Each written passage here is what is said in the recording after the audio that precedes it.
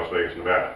You know, I use latches in a lot of my concealment projects, and the latch I like to incorporate are the door lock sets that are designed for our interior doors of our home. Now, the kits that I buy are for a hall or a closet door. They do not have a key or a lock in them. There's the main consideration when selecting one of these lock sets, if you want to do this for yourself, is that you want the type that has a square axle in the center that activates the latch. Some locks have like a half moon bar that goes through. They won't work for our application, and that'll become apparent as we proceed with this, and I'll try to keep this quick.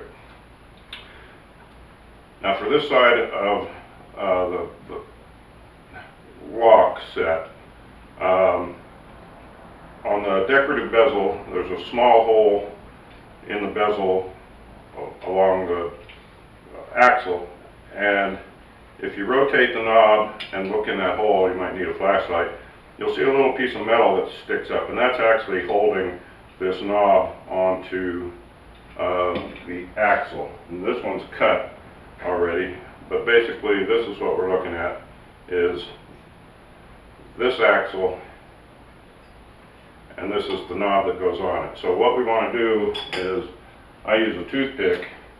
I'll line that up, hold it in place. I'll push the toothpick down and hold that spring-loaded little catch in there down, and then this knob will slide off. Once that's done, there's two little indentations in the decorative bezel that clip onto this interior piece. Looks like that. And I just bend those back with a pair of needle nose pliers, and the bezel falls away, and you end up with a bezel. Bezels and knobs you can throw away or recycle. They're not needed. That's it for this one. On the other side of the latch, this one that doesn't have the axle mounted to it, this handle is held in place to this interior part by 4 little tabs that go through a cap washer that has slots in it, and those little tabs are bent to hold this whole assembly together.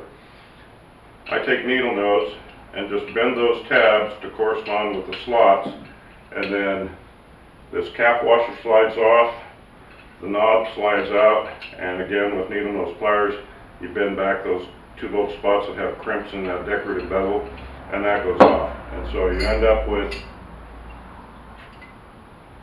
another knob and a decorative bezel ready for the recycle bin.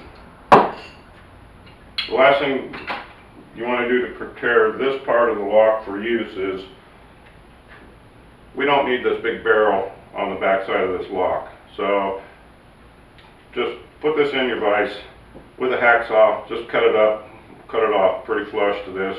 I usually take a file just to make sure that I don't have any edges in there that are going to cut me while I handle this and during installation and whatnot.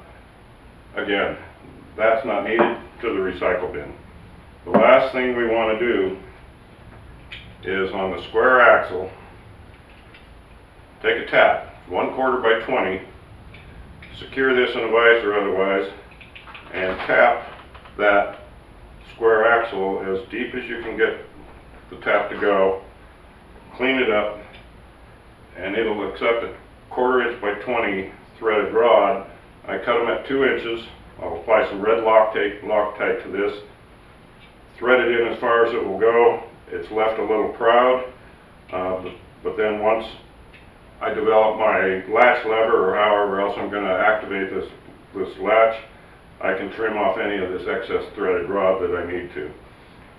I like using a threaded rod and not something with a head on it, because often once this is mounted into a cabinet, I can drill myself an access hole and I can get to a nut much easier than I can get to a bolt or a headed screw.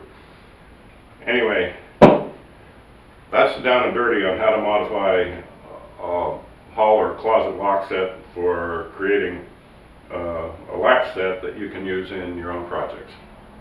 From Las Vegas, I'm Alex. It's 4th of July. We're going to go watch fireworks. See ya.